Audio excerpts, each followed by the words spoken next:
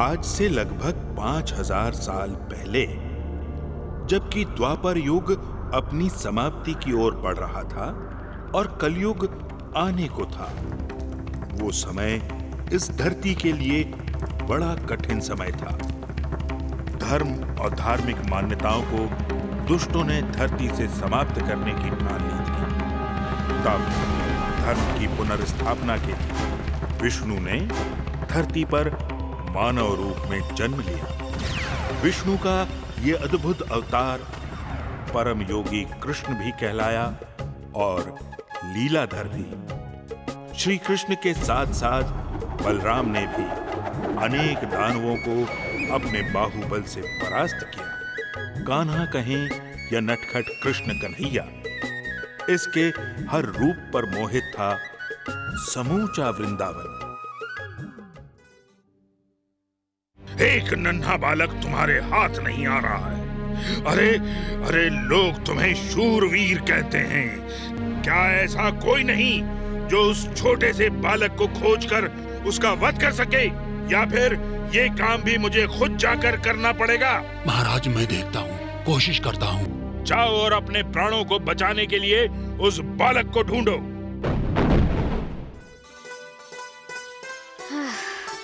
कितनी कड़ी धूप है। अगर थोड़ा पानी बरस जाता तो।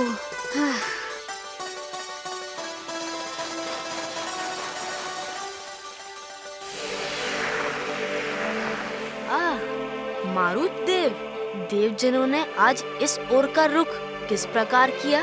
पृथ्वी लोक आते ही इस ओर भ्रमण करने निकल आए।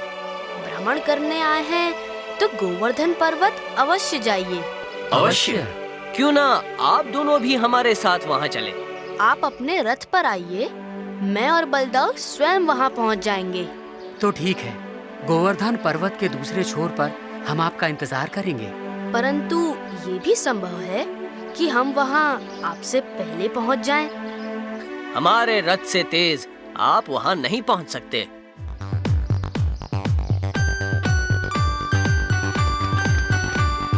चलो, हमारा रथ वायु से भी तेज दौड़ाओ।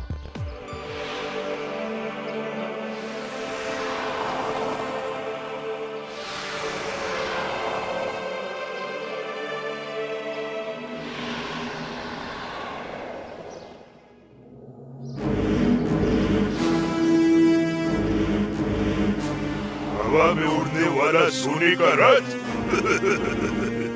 ये इन देवों की नहीं, मेरी सवारी होनी चाहिए।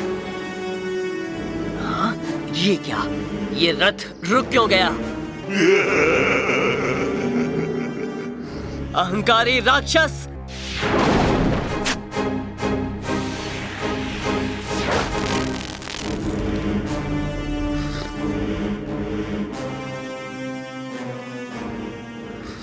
ये तो बहुत विचित्र सी बात है।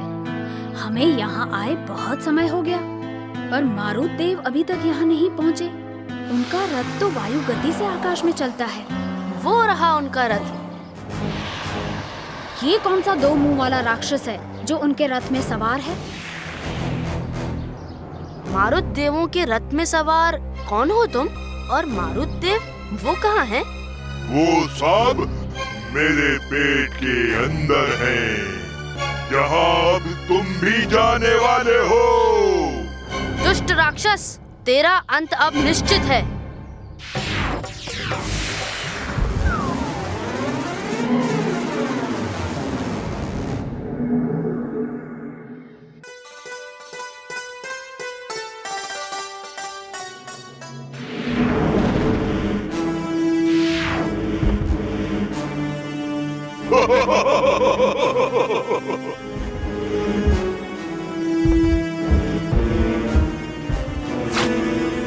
अब तुम भी उन मारुत देवों के पास जाओगे।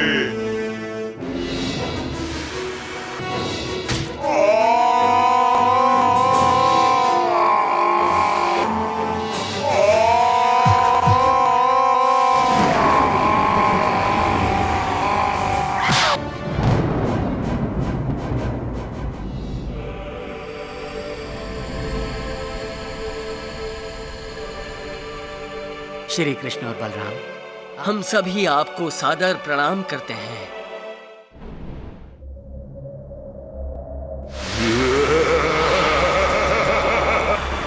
और लंबासुर जी, अरिष्टासुर को याद किया आपने? हाँ अरिष्टासुर, हम देवकी के 8वें पुत्र को खोज रहे हैं। उसका मिलना बहुत ही जरूरी है। हम चाहते हैं तुम जाओ और उस बालक के प्राणों को हर लो। आप निश्चिंत रहे।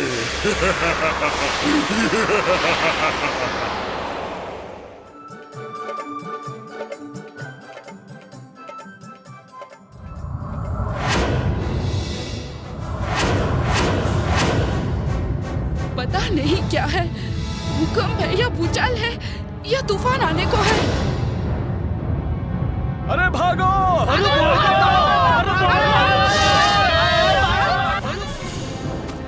हे प्रभु, ये कैसा संकट है?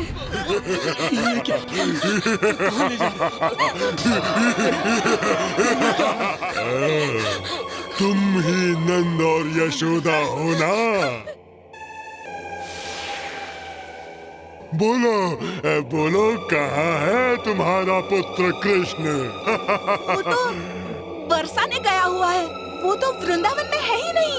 जैसे ही कृष्ण वापस आता है, उसे कह देना नदी के पास वाली गुफा में आ जाए और अपने माता पिता को छुड़ाकर ले जाए।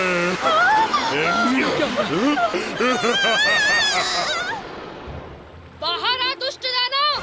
मेरे माता पिता को क्यों बंदी बनाया है? बाहर आ और हमसे युद्ध कर।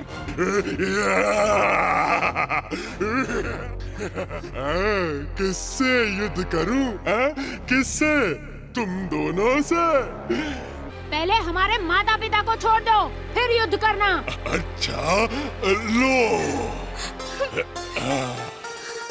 लल्ला, तुम ठीक तो हो ना? मैया, हम ठीक हैं। हमें तो आपकी चिंता हो रही थी। अब आप घर जाइए। नहीं, मैं तुम दोनों को इस भयानक दानव के पास छोड़कर नहीं जाऊंगी।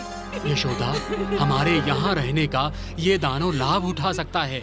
हमारा यहाँ से जल्दी चले जाना ही ठीक होगा। पर मेरे बच्चे। चलो यशोदा। आओ आओ आओ, मारो मारो।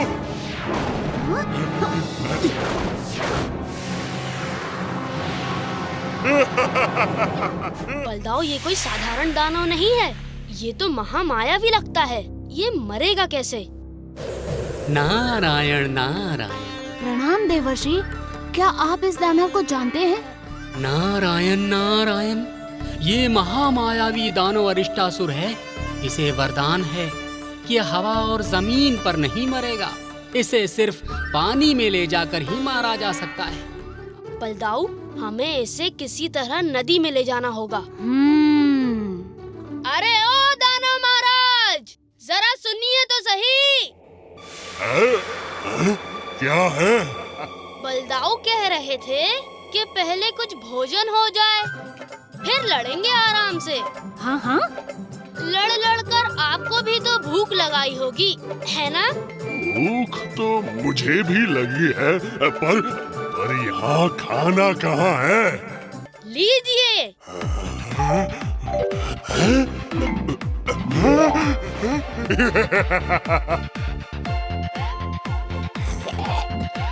क्यों दानव महाराज, कैसा है भोजन? जी भर कर खाइएगा, शर्माइएगा नहीं।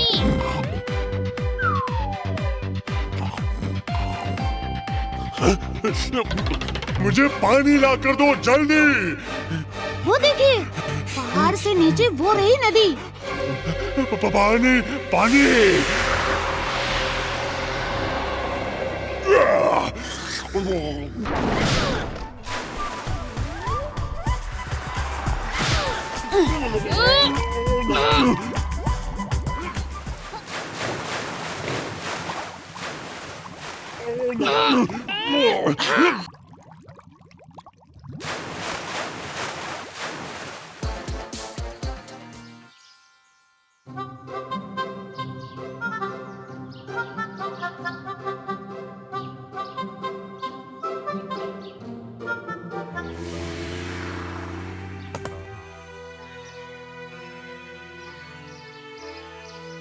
बालक, उस पेड़ से नीचे उतर जाओ और हमें यहाँ शांतिपूर्वक प्रार्थना करने दो।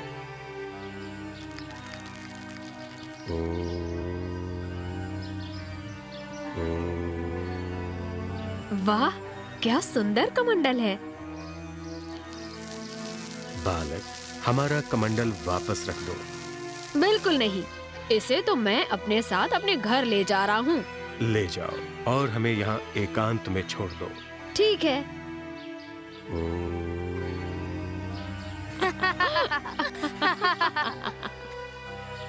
लीजिए बलदाऊ। तो तुम बालक यूं नहीं मानोगे। बिल्कुल नहीं ऋषिवर।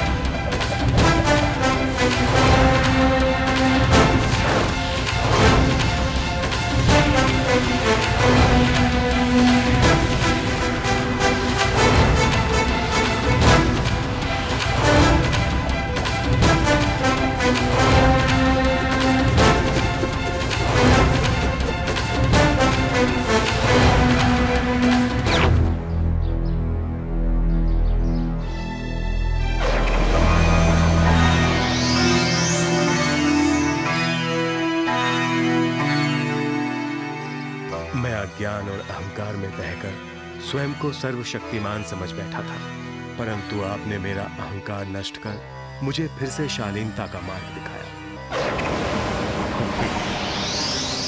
ऋषिवर, ये श्री कृष्ण और बलराम हैं और ये मेरे ही अनुरोध पर यहाँ आए थे।